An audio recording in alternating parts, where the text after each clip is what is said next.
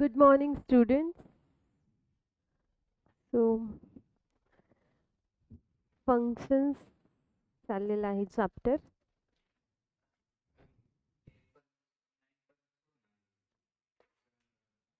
हा का? Question number 9 पर्यंत एक पूर्ण एक्सरसाइज झाली तुझी.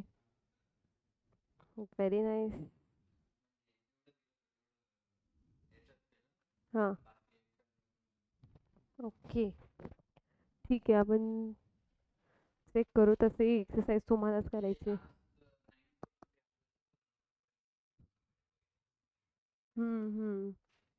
Very good. Smart students. ठीक आहे. आतापर्यंत काय काय शिकलो फंक्शन्समध्ये? फंक्शन्समध्ये domain, codomain, range and then फंक्शन्सचे 3 कंडिशन्स, टाइप्स ऑफ फंक्शन्समध्ये onto, into relation. ठीक आहे. थांब मी तुझे होमवर्क चेक करते. मग representation of a function and then evaluation of a functions, constant function, identity function, linear function, मग quadratic function, function form, square function, cube function, polynomial हे आज करू आपण. रॅशनल फंक्शन झालंय. रॅशनल फंक्शन म्हणजे काय? Anything which is in fraction where denominator is not equal to 0. So that is your rational function. Third is seventh. Eighth is exponential function. Exponential function means anything which is raised to variable. Logarithmic function. ठीक आहे. Logarithmic function पर्यंत आपल्या सगळ्या गोष्टी झाल्या होत्या. Logarithmic function मध्ये आपले 3 प्रॉपर्टीज अजून राहिलेत. आणि क्वाड्रॅटिक इक्वेशन मध्ये आपल्याला हे माहिती नव्हतं की हाऊ के हॅज अपियर्ड, म्हणजे हा के म्हणजे काय, नाही का? आपण म्हटलं होतं हे डिस्कस करायचं राहिले. Where it is. हां, आता ही जी व्हॅल्यू आहे के ची, ठीक आहे, ती व्हॅल्यू काय आहे? आता हा जो आपला हायपरबोला आहे, जो वर्टिकल कर्व आहे ना, तो हायपरबोला आहे. ह्याचे टिप्सला आपण वर्टेक्स बोलतो. माहिती आहे ना तुला? आता सपोज हा कोन आहे, मग ह्या कोनच्या टिपला बोलतात वर्टेक्स. मग बेसिकली हा वर्टेक्स आहे. मग कुठला पण सपोज हा आपला हायपरबोला आहे, ह्या हायपरबोलेचा जो मिनिमम पॉइंट आहे, त्या मिनिमम पॉइंटला आपण वर्टेक्स बोलतो. त्या वर्टेक्सचे जे काही पॉइंट्स आहेत, तो हायपरबोलाचा पॉइंट आहे. मग आपल्याला आहे ना इक्वेशन पण आहे मॅथमॅटिक्समध्ये की हायपरबोलाचा हा स्पेसिफिक इक्वेशन आहे. आणि त्या इक्वेशनमध्ये आपल्याला एक स्पेसिफिक पॉइंट भेटतो, तो म्हणजे आपला के झाला. आता सपोज तुला मी काय सांगते की हायपरबोलाचा जो इक्वेशन आहे क्वाड्रॅटिक इक्वेशनमध्ये, तो हायपरबोलाचं इक्वेशन आपल्याला हे माहिती ना, जेव्हा क्वाड्रॅटिक इक्वेशन असतो त्याचे सोल्युशन्स आपण कसं काढतो? -x is equal to -b plus minus under root b square minus 4ac upon 2a. मग हा मेथड झाला क्वाड्रॅटिक इक्वेशनचे सोल्युशन्स फाइंड आउट करण्यासाठी. पण जेव्हा आपण त्याचे हायपरबोलाचा जेव्हा पॉइंट काढतो, तेव्हा हायपरबोलाची स्पेसिफिक इक्वेशन आहे. मी तुला ते स्पेसिफिकली सेंड करते ह्याच्यावरती व्हॉट्सअपवर, तू चेक कर. आता त्या हायपरबोलाच्या इक्वेशनमध्ये जो आपला के पॉइंट आहे, म्हणजे टिप ऑफ द हायपरबोला, तो पॉइंट आहे आपला बी square minus 4ac upon 4a. हा आहे आपला हितला पॉइंट. कुठला? हा टिप ऑफ द पॉइंट. मग हा आहे आपला के पॉइंट. आणि हे जे आहेत आपले वायचे ॲक्सिस वरतीचे पॉइंट, मग तो इन्फिनाइट आहे. तो आता इथून कुठे पण जाऊ शकतो, इथून कुठे पण जाऊ शकतो, खाली पण येऊ शकतो, राईट? पण हा जो आहे हा मिनिमम पॉइंट आहे, त्याच्यापेक्षा मोठा, पण त्याच्यापेक्षा छोटा नसणार. सो इथे त्यांनी सांगितलं domain can be real number और in minus infinity to plus infinity. But range, हा जो रेंज असणार आहे तो काय असणार आहे, के टू इन्फिनिटी. क्लिअर? मग हा पॉइंट असणार आहे तुझा के. एवढंच त्यांनी एक्सप्लेन केलंय ह्याच्यात. ठीक आहे. मग हा होता तुला आपला इक्वेशन ऑफ अ हायपरबोला मधला पॉइंट, जे हायपरबोलाचे फॉर्म्युलामध्ये येतो. ठीक आहे, तो मी तुला पाठवते इन डिटेल. तरी ते थोडं खूप कॉम्प्लिकेटेड आहे, त्याची आपल्याला गरजच नाही आहे. जस्ट हा पॉइंट कळला, दॅट्स इट. आणि सेकंड आहे लॉगरिदम. लॉगरिदमिक फंक्शनमध्ये आपले काय काय फॉर्म्युला झाले होते, प्रॉपर्टीज. सी लॉगरिदम मध्ये पहिले लॉगरिदम म्हणजे स्टँडर्ड फॉर्म काय लॉगरिदमचा, आपण ओपन करू.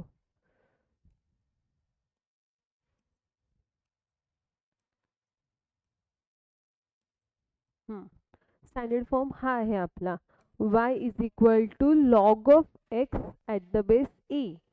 मग हा स्टँडर्ड फॉर्म असल्यावरती हा आपला एक्सपोनेन्शियल फॉर्म असणार आहे. आपल्याला जेव्हा आम्ही 10th मध्ये होतो, प्रोबॅबली तुम्हाला पण इथे पुढे लॉगरिदमिक इक्वेशन इंटिग्रेशन त्याच्यात कुठेतरी असेलच ह्या क्वेश्चन्स.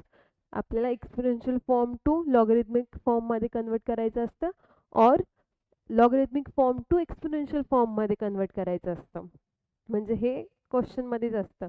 मग आता बेसिकली आपण लॉगरिथमिक फॉर्म एक्सपोनेन्शियल फॉर्ममध्ये कसं करतो, जेव्हा हा ए ह्याच्या वाय वरती जाणार आणि खाली ए राहणार, मग तो वाय पॉवरला राहणार आणि इज इक्वल टू एक्स झाला आपला एक्सपोनेन्शियल फॉर्म. आम्हाला तर लिटरली हे असं सांगत होते की if A comes this side it goes Y on his head, that's it, आणि इज इक्वल टू एक्स. हा झाला आपला एक्सपोनेन्शियल फॉर्म. मग आता एक्सपोनेन्शियल फॉर्म नंतर ना आपले हे रूल्स ऑफ लॉगरिदम झाले. हे चारही रूल्स लिहिले तू नोटबुकमध्ये?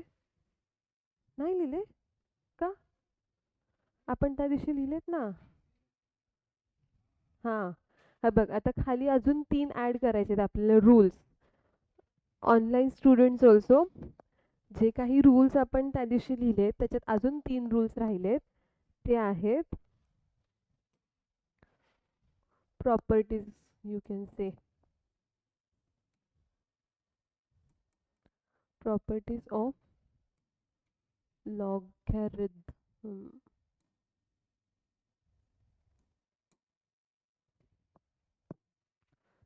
ठीक आहे. So first, log of 1 at the base suppose b is equal to 0. log of 1 नेहमी 0 असणार आहे, दो बेसमध्ये काही पण आहे. ठीक आहे, हा आपला रूल आहे, म्हणजे फॉर्म्युलाच सपोज. आता हा बेस कुठला पण असू देत, ओके. पण log 1 काय असणार आहे, एनी बेस. ठीक आहे, any base log 1 is always 0. हे आपल्या क्वेश्चनमध्ये कालच कुठला तरी करत होतो आपण, चेंजिंग बेस फॉर्म्युलामध्ये. लॉग ऑफ ए, हां, लॉग ऑफ ए टू एला. आणि अजून एक आहे तो log of e. Log of e is equal to 1. Log of 1 is 0. Log of e is 1. ठीक आहे. आणि लॉग सेम बेस असले तरी पण 1च असणार आहे. कसं, log of 10 at the base 10, काय ह्याचा आन्सर काय असणार, 1. वाय, बिकॉज सी आपण changing of the base formula मध्ये बघितलं ना, log of 10 upon log of 10 येणार तो, right. 10 10 cancel is equal to 1. So ह्या फॉर्ममध्ये सेम बेस असला तर आपली व्हॅल्यू 1 येणार आहे. म्हणजे ह्याचा स्टँडर्ड फॉर्म काय आहे आपला, log of A to the base A is equal to 1. ह्यांचे एक्झाम्पल्सच आहे बेसिकली. पण लॉग ऑफ ई हे आणि थर्ड वन, हे 3 प्रॉपर्टीज बुकमध्ये आपण लिहिले नव्हते. इथे हां, एनी बेस लॉग ऑफ 1 आला ना त्याच्या खाली 99 1 crore मिलियन काही असू देत it will be 0 because log of main term 1 आहे. ठीक आहे.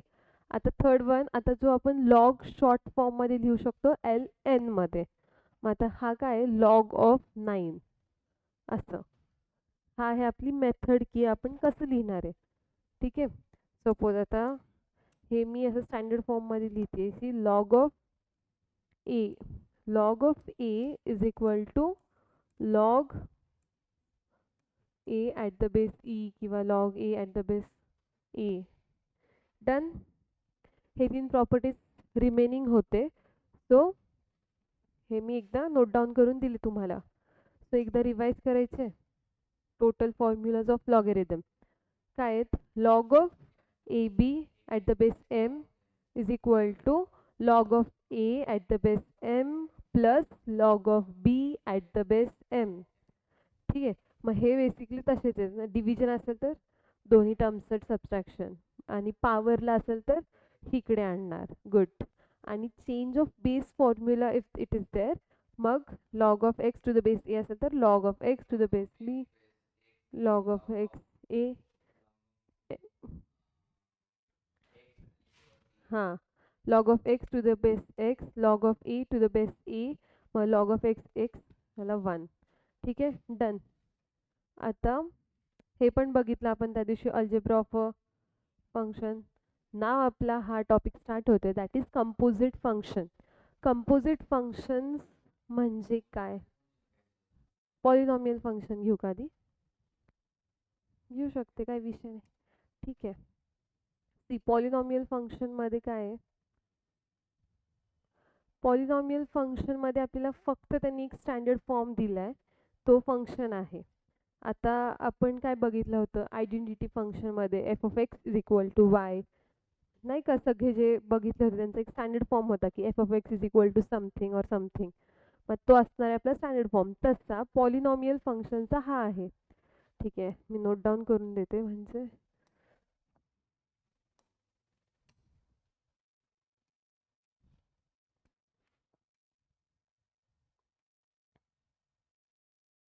Polynomial function.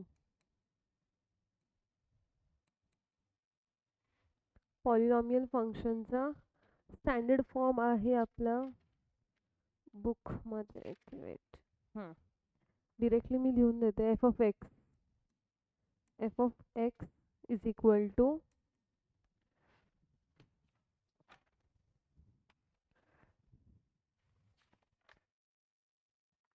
जो बुकमध्ये दिलाय तो स्टँडर्ड फॉर्म आहे. त्याच्यात A at the base 0 X raise to N plus A at the base 1 X raise to N plus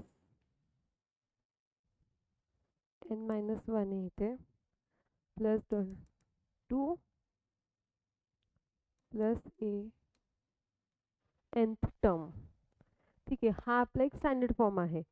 ठीक आहे. त्याच्यात त्यांनी सांगितलंय की पॉलिनॉमियलचे मी एक्झाम्पल देईल तेव्हा तुला कळेल की हे काय आहे फॉर्म. त्याच्यात A nth term A N जो काही आहे हा टर्म त्याच्यात this should be not equal to 0. हा 0 नसला पाहिजे. कुठला टर्म. दिस ऑल टर्म्स. ठीक आहे. हे टर्म्स 0 नसले पाहिजेत. ए इज नॉट इक्वल टू 0 आणि हा जो nth आहे हे 0 1 हे n what ever will be the nth term that should be non negative integer. Non negative integer म्हणजे निगेटिव्ह नसला पाहिजे 0 अँड अबव. ठीक आहे. n should be non negative integer.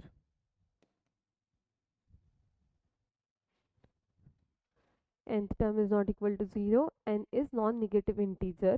आता आपण आहे ना एक्झाम्पल बघू की पॉलिनॉमियल ॲक्च्युली कशा फॉर्ममध्ये असणार आहे. सपोज 3x² क्वाड्रॅटिक क्युबिक जे काही इक्वेशन्स आहेत आपले. आता आपला एफ ऑफ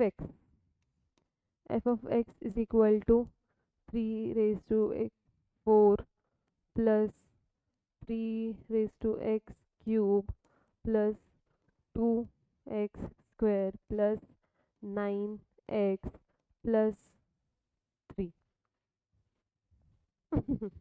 हे एक एक्झाम्पल आहेत. कसं काय, 3 आपला ए आहे, एक्स आपला एक्स टर्म आहे, 4 4 आहे. मग नेक्स्ट टर्म काय असणार आहे, एन मायनस 1 असणार आहे. झाला X N minus 1 2x square. असे डिक्रीज होत nth टर्म काय आपला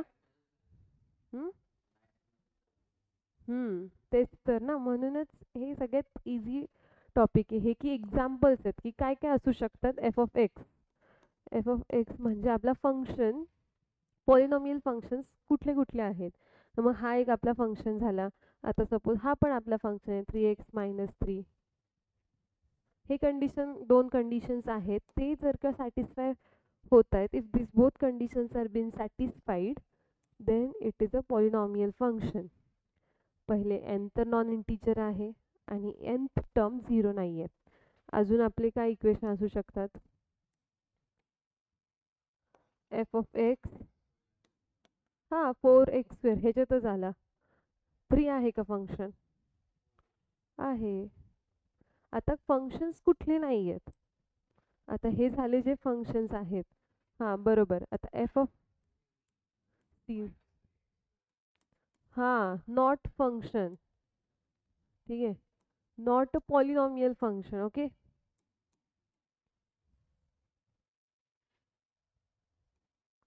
नॉट अ पॉलिनॉमियल फंक्शन. कुठले आहेत ते नॉट अ पॉलिनॉमियल फंक्शन, ते टर्म्स ज्याची एक्स टर्म -2 आहे पाहिजे. हां हे बघ, मी तुला दाखवते, 3 एक्झाम्पल्स देते, त्याच्यात तिन्ही सॅटिस्फाय होतात. एक्स रेज टू -2 येतोय आणि X raise to 1/2 and F of x is equal to where F of x is 0. आता आपले कंडिशन काय आहे की a nth term should not be 0. ठीक आहे, मग हा 0च आहे डिरेक्टली, म्हणून हा पॉलिनॉमियल नाही आहे. ठीक आहे, हे फ्रॅक्शन मध्ये आहे. ठीक आहे, विच इज,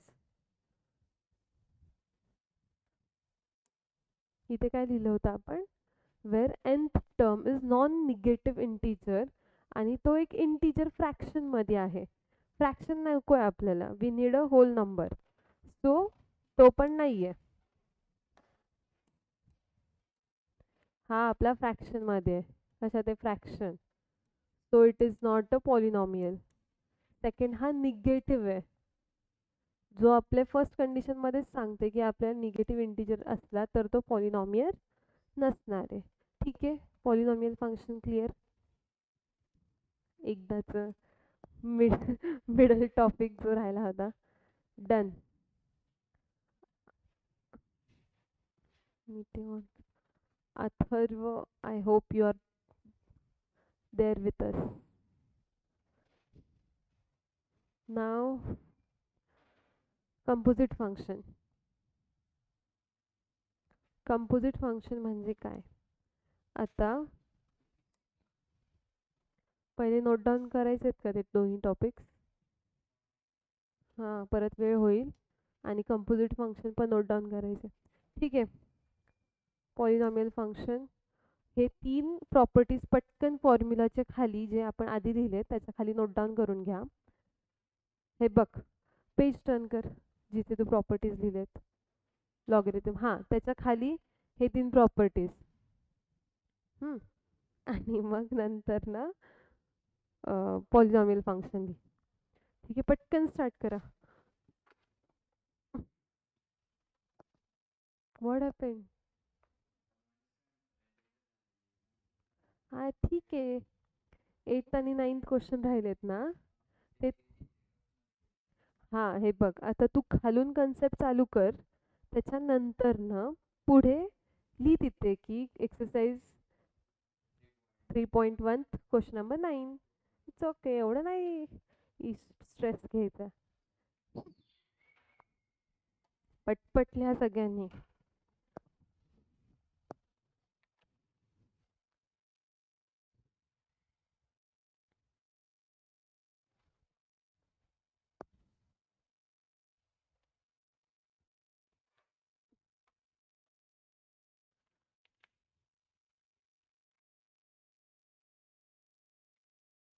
पण log of e is equal to 1 नाही दिले ना, हा स्टँडर्ड लॉग ऑफ ई असणार ना.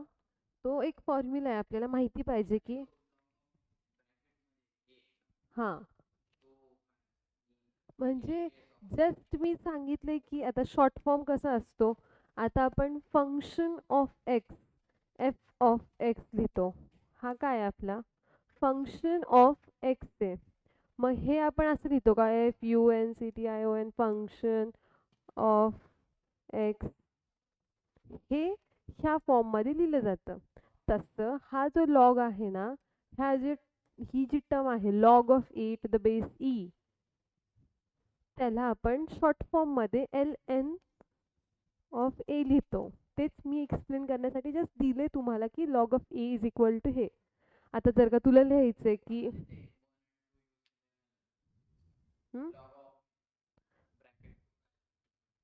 Log of LN of 2,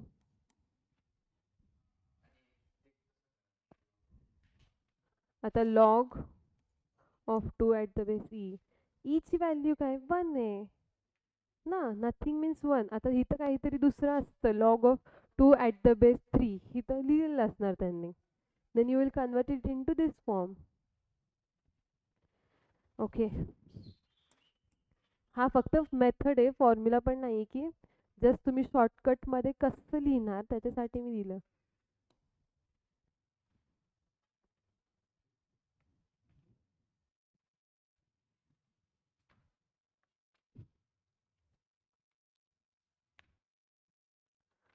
composite function, signum function.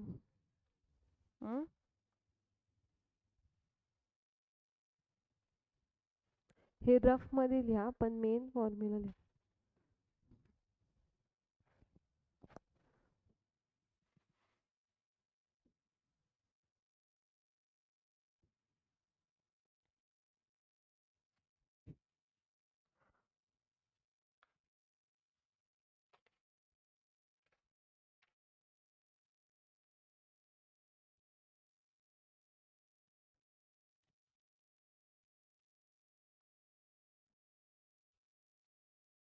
Tu exercise मध्ये सिग्नम फंक्शनचे क्वेश्चन पण सॉल्व्ह केले. कुठला क्वेश्चन नंबर 7 आलं तुला? सिग्नम फंक्शन कळालं? हम्म, ठीक आहे, मी विचारते ना तुला आता शिकवताना. Okay,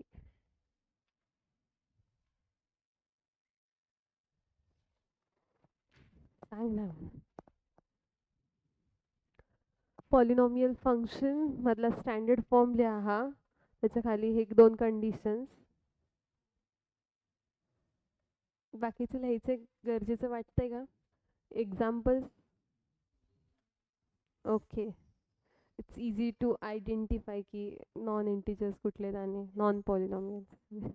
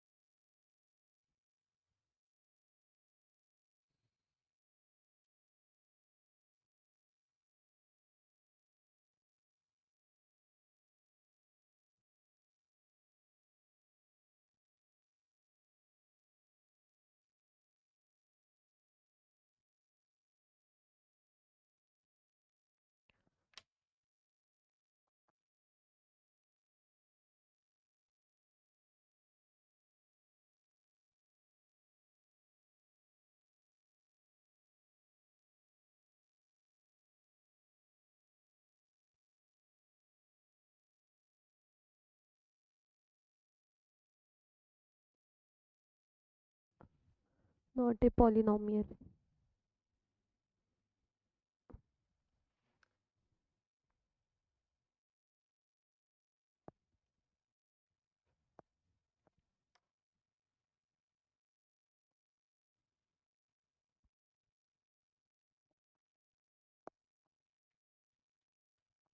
done. ठीक आहे. आता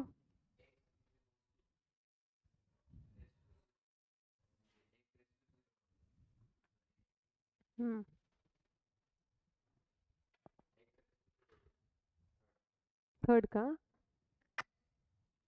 हा काय ही कंडिशन काय entire nth term.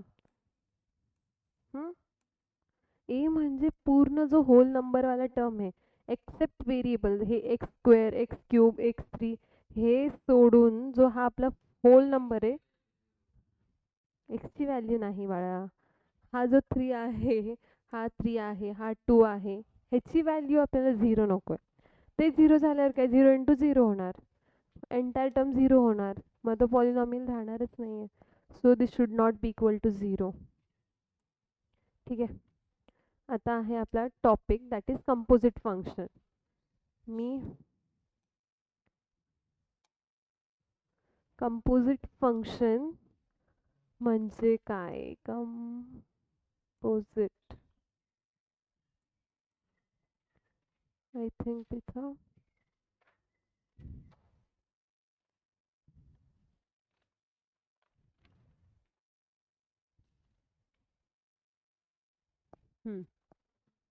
Composite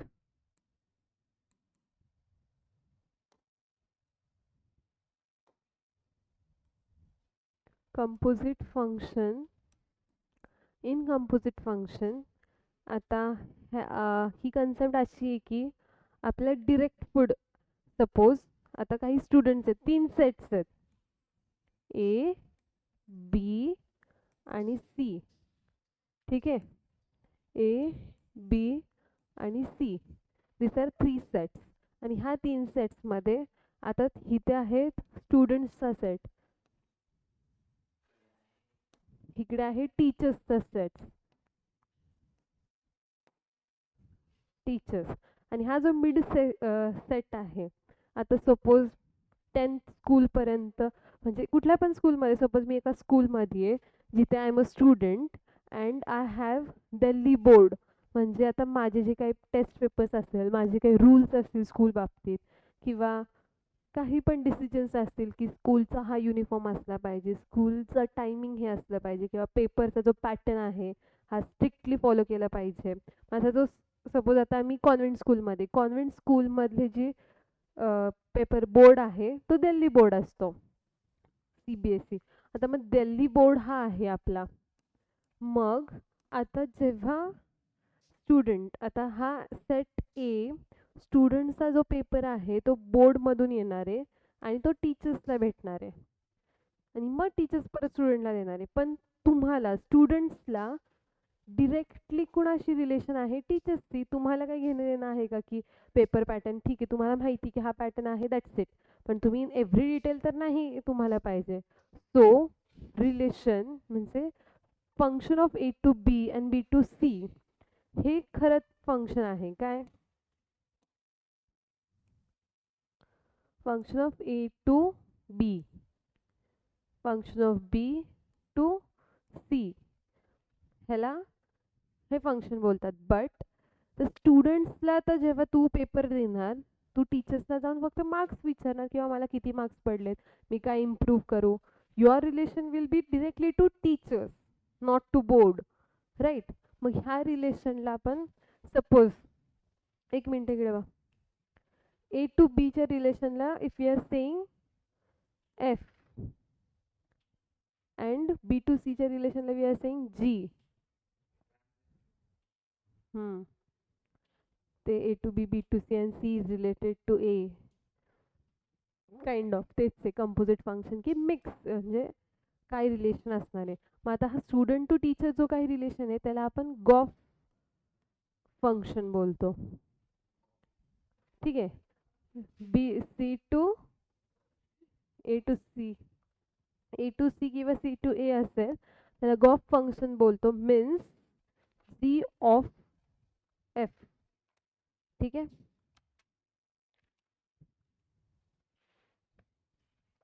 Goff function is actually what? To g f of x function of x, direct relation of teachers. ठीक आहे, ह्याचं एक एक्झाम्पल बघू आपण. सपोज सेट ए आहे, सेट ए आहे आपला 1 आणि 2, 1,2. सेट बी आहे आपला 3,4 आणि सी आहे 5,6. ठीक आहे, आता सपोज हे आपले जे सेट्स आहेत 3, ए बी आणि सी, त्याच्यात 1,2, 3,4 आणि फोर्थ आहे 5,6. आता 1चं रिलेशन आहे 3 सोबत, 2चं आहे 4 सोबत, बट ह्या 3चं रिलेशन फंक्शन आहे 6 आणि 4चं आहे 5. ठीक आहे, मग आता A to B will be, A to बीचा आहे 3. ठीक आहे, डिरेक्टली मी तुला एफ ऑफ एक्स मध्ये घालून शिकवते. नाव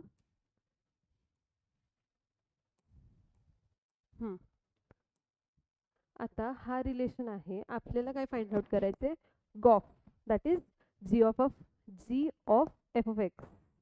ठीक आहे, फंक्शन फाइंड आउट करायचंय. मग आता ए टू बी जे काही रिलेशन आहे आपला, तो what is this, g f of x, f of x. मग आता आपण काय फाइंड आउट करतोय, हा relation, that is what, g of f. आता एक्स ची व्हॅल्यू काय आपली इथे, इथे 1 आहे, 1 सपोज घेतला आपण. जी एफ ऑफ एक्स 1 काय आपला 3, so g f of x, f of 1 is g of 3, sorry f of 3.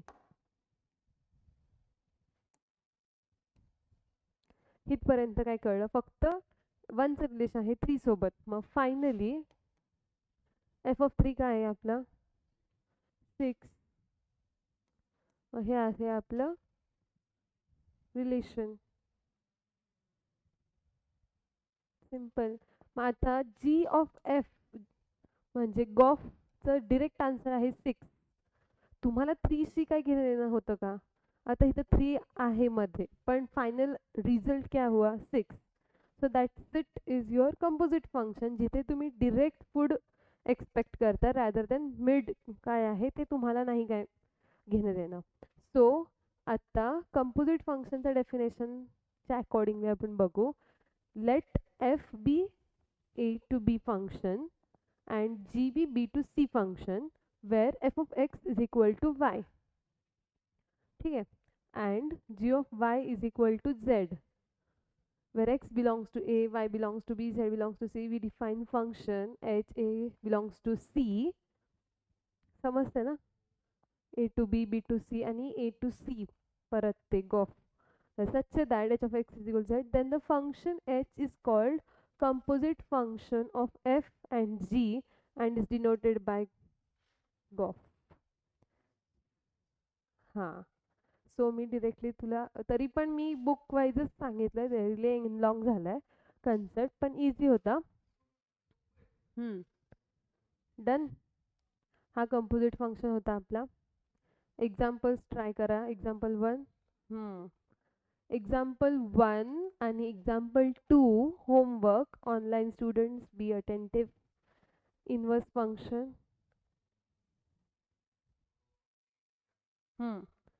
G dot f gof of x, multiplication येते जी इंटू एफ आहे वाट. ठीक आहे, बघू आपण, ट्राय कर. केलंय तू ट्राय, स्मार्ट, माय गॉड. अजून एक राहिलं इनवर्स, बाद में. किती झाले टाइम. सिग्नम फंक्शन घ्यायचा टॉपिक. काय नाही, इझी आहे. सिग्नम फंक्शन एक आहे, अजून ग्रेटेस्ट इंटिजर फंक्शन एक आहे, अजून एक फंक्शन आहे ह्याच्यात. 3 आहेत. हां, ॲब्सोल्यूट व्हॅल्यू फंक्शन. ठीक आहे, सिग्नम फंक्शन एक घेऊन टाकू. सिग्नम फंक्शनमध्ये काय दिलं त्यांनी की ह्याच्यात पण आपल्याला एखादं फंक्शन आहे, त्याचा आपल्याला डोमेन रेंज काढायचं आहे, ग्राफ कसा असणार आहे हा चेक करायचा आहे. मग आता त्याच्यामध्ये स्पेशल फंक्शन्स मध्ये हा जो सिग्नम फंक्शन आहे, सम स्पेशल फंक्शन्स मधला फर्स्ट घेतो आपण signum function.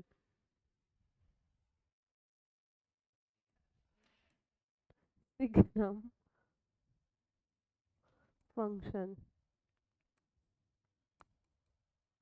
Signum function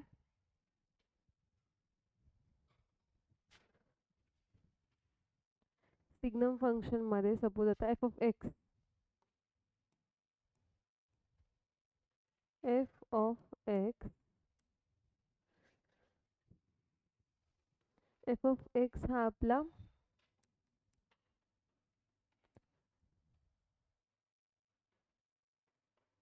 signum of x आहे. आता एफ ऑफ एक्सला आपण सिग्नम ऑफ एक्स बोलतोय. AC इकोवर ठेव.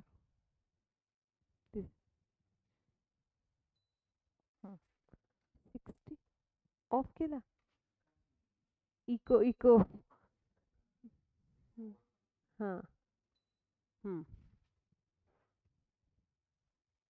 थंडी नाही वाजत. किती थंडी वाजते. ठीक आहे, सिग्नम ऑफ एक्स. आता F of x is equal to signum of x असं म्हणतात. आणि हा सिग्नम ऑफ एक्स आहे ना, आपण f of x is equal to S G N of x असं लिहितात.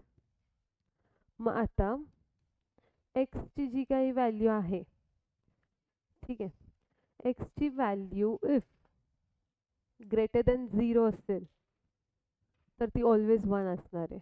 If x is equal to 0 असेल तर ती 0 असणार आहे. If x is less than 1, less than 0 ना. तेच, लेस देन 0 असेल तर -1 असणार आहे. आता हे कसं काय, सीधीच हा स्टँडर्ड हे की कुठले पण इंटिजर्स असू देत, आपला हे आहे एक्सचे व्हॅल्यूज जे आहे डोमेन, आणि रेंज जे असणार आहे ते नेहमी 1, 0 किंवा -1 असणार आहे. ठीक आहे, हे टर्म्स फिक्स आहेत. आता कसं काय, सपोज आता आपले हे ग्राफ डिरेक्टली बघायचं आहे का. एक मिनटं. आता हा जो टर्म आहे आपला x, if it is greater than 0 तो 1च का असणार आहे, कारण की आपलं स्टँडर्ड फॉर्म काय म्हणतं की इफ सिग्नम ऑफ एक्स म्हणजे एफ ऑफ एक्स जो आहे तो, actually it is S G N of x, signum of x is, आता सपोज हा एक्स कुठला पण टर्म आहे, तो आहे modulus of x upon x when x is greater than 0. तर मॉड्युलस माहिती आहे, हे जे 2 लाईन्स आहेत त्याला मॉड्युलस बोलतात. मग त्या मॉड्युलसमध्ये कोणताही टर्म असला ना त्याची साईन पॉझिटिव्ह होते. ठीक आहे, आता इथे जर का -5 असतं, हां, मग 5/5 असणार, मग इज इक्वल टू, हां, मग any term which is greater than 0 will be 1. ते मला प्रूव्ह करायचे. आता सपोज इथं मी एक्झाम्पल घेतला -4/4. सॉरी, इथे ना पॉझिटिव्ह होणार आहे तो नंबर, पण इथे निगेटिव्ह इंटिजर घ्यायचंच नाही आहे ना आपल्याला, ग्रेटर देन 0 आहे, राईट. सो आता 4 घेतला, modulus of 4/4 is equal to, बोल ना, 1.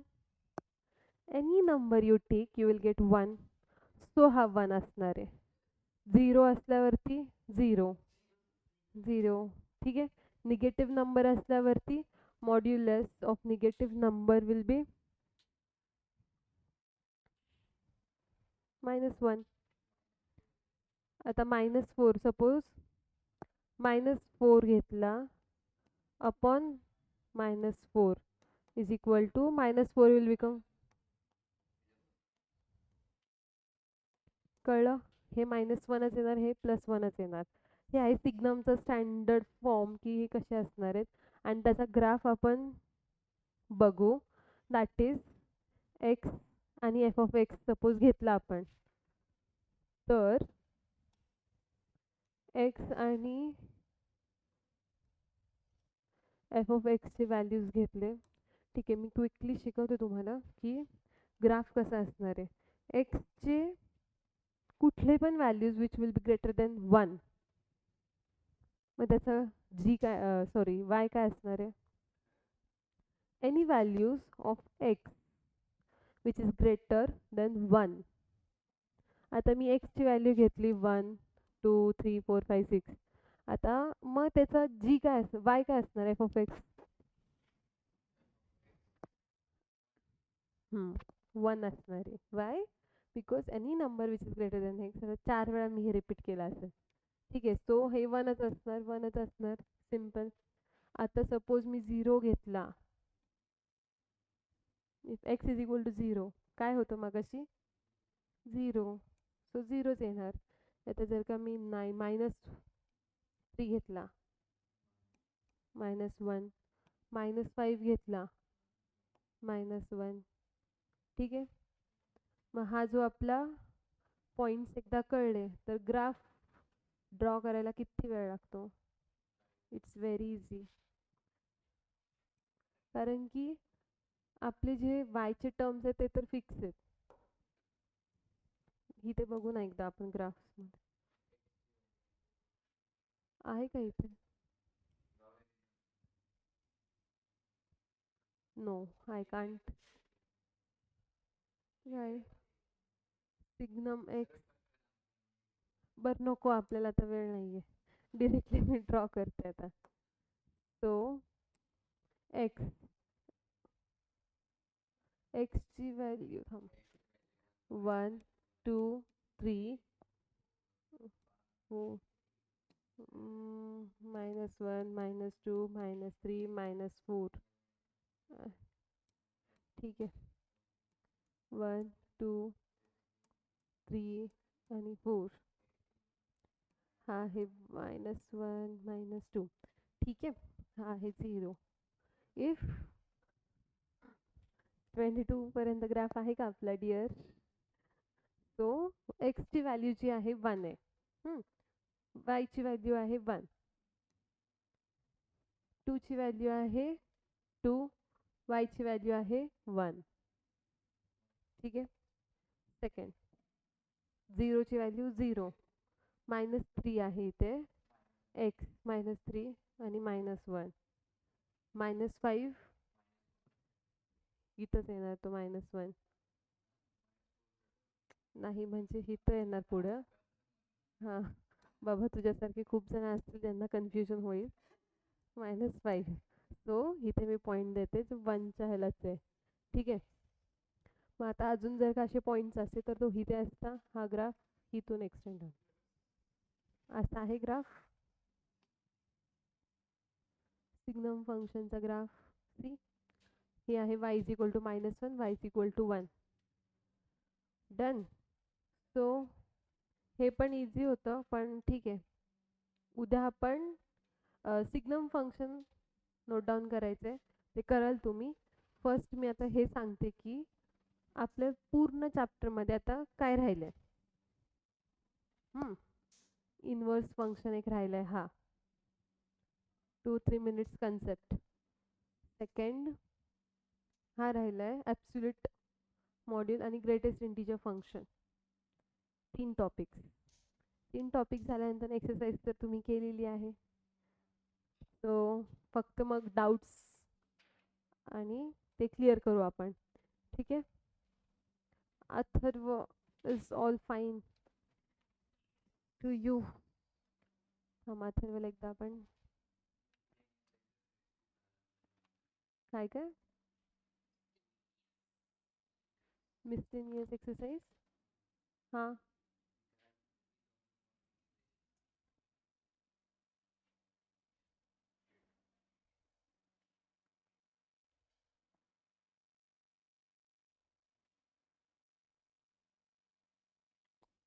ठीक आहे, आपला चॅप्टर तर झालेला आहे आता.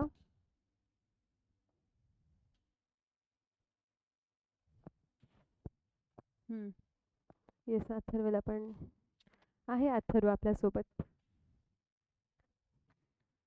ठीक आहे, we will finish the wind up for now. उद्या आपण कंटिन्यू करू लास्ट 3 टॉपिक्स. ठीक आहे.